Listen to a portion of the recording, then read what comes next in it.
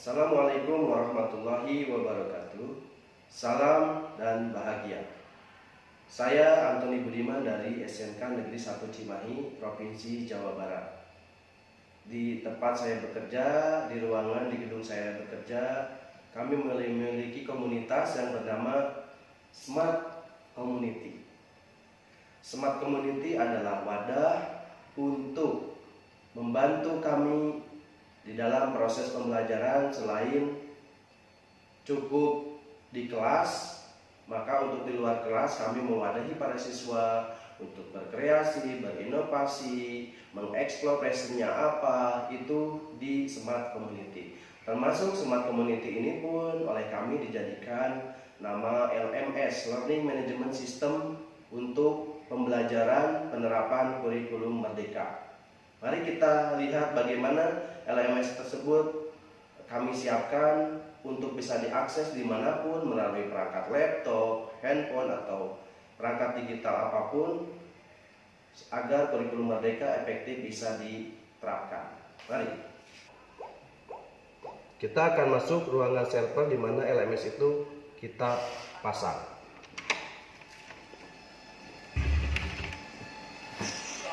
Kami simpan di server ini. Ya. Kami bisa update, bisa isi konten melalui laptop, melalui komputer, melalui handphone, dan akan dimasukkan di sini dimanapun update-nya, karena ini online, sudah terkoneksi ke internet. Ya. Kemudian kami pun bisa memonitor bagaimana anak-anak belajar melalui internet jarak jauh ketika ada di kelas menggunakan LMS ini, mengerjakan tugas-tugasnya meskipun pada saat itu gurunya sedang ada tugas lain. Dan LMS ini jika kita akses melalui komputer adalah tampilannya seperti ini. Ya. Saat ini namanya komunitas Smart ini, dan seperti ini. Ya.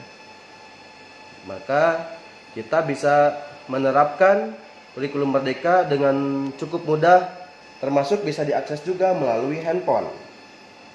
Ya. Melalui handphone. Jadi memudahkan para guru untuk menerapkan, merencanakan, merancang, merubah, mengedit sesuai dengan pertemuan-pertemuan dalam pembelajarannya.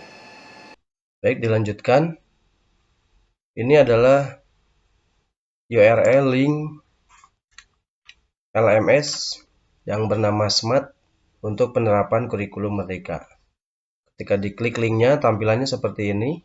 Tapi sebelumnya kita login dulu. Nah, ya, kita login dulu.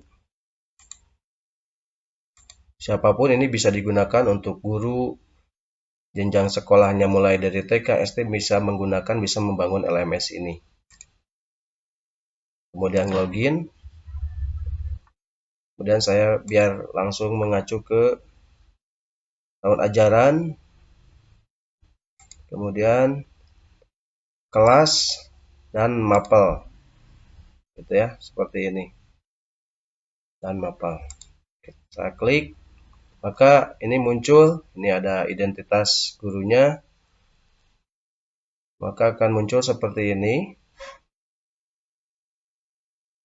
KBM yang pernah saya lakukan. Ya, misalkan pada Minggu 4 Oktober hingga 10 Oktober saya ingin mencoba menerapkan kurikulum merdeka.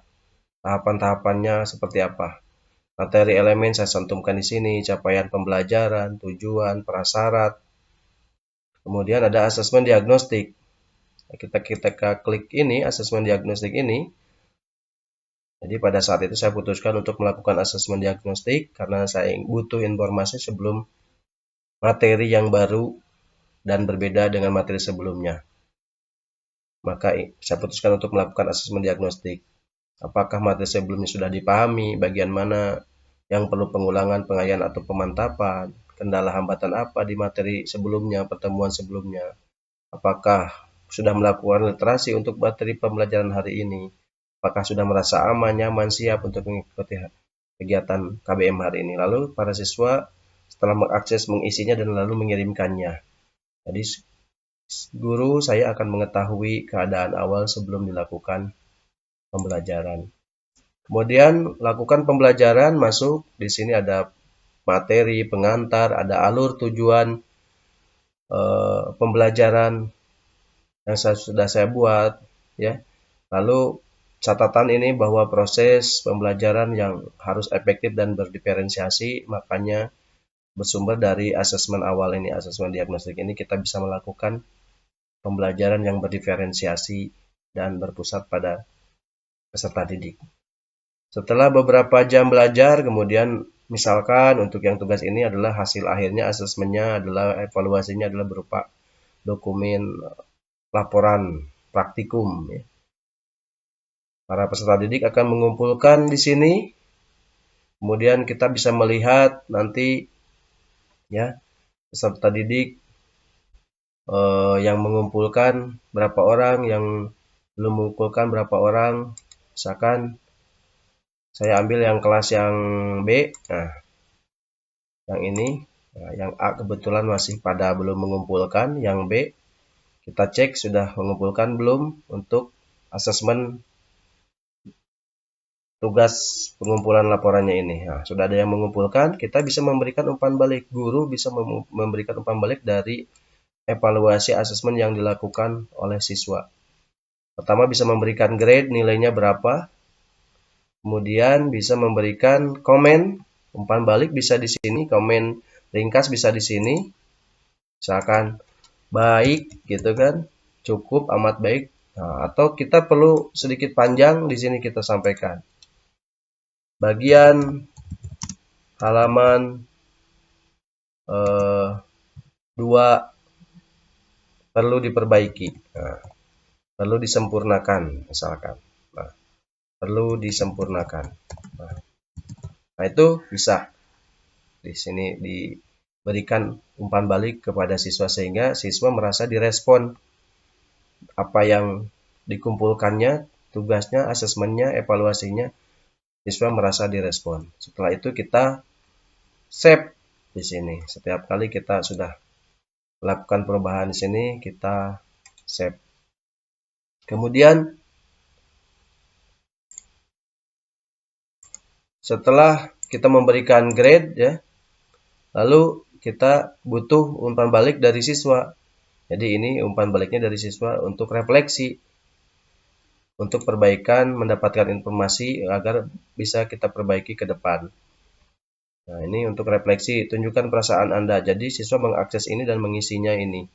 Tunjukkan perasaan Anda setelah mengikuti pembelajaran hari ini. Apakah tidak senang, tidak bahagia, cukup bahagia, amat bahagia, materi sangat dipahami, apakah materi yang diajarkan dapat dipahami. Tuliskan resume materi, kita bisa melihat sejauh mana kemampuan Anda, anak-anak membuat resumenya, sehingga kita bisa menentukan apakah perlu pengulangan atau tidak, penguatan di bagian mana di minggu depan, apakah merasa senang selama proses KBM, apakah merasa terlibat, apakah setelah selesai KBM merasa mendapat pengetahuan atau keterampilan baru, apakah Anda merasa didengar pendapatnya oleh teman ataupun guru. Kirim sehingga guru bisa mendapatkan informasi dari umpan balik dari peserta didik untuk dilakukan refleksi perbaikan ke depan pembelajaran. Nah, seperti itu bukti bahwa mudah untuk menerapkan kurikulum Merdeka jika menggunakan LMS, karena LMS ini bisa diupdate, bisa dirancang, bisa direncanakan dimanapun, kapanpun oleh guru melalui handphonenya, melalui laptopnya, melalui komputernya. Terima kasih, semoga bermanfaat. Saya Antoni Budiman. Assalamualaikum warahmatullahi wabarakatuh.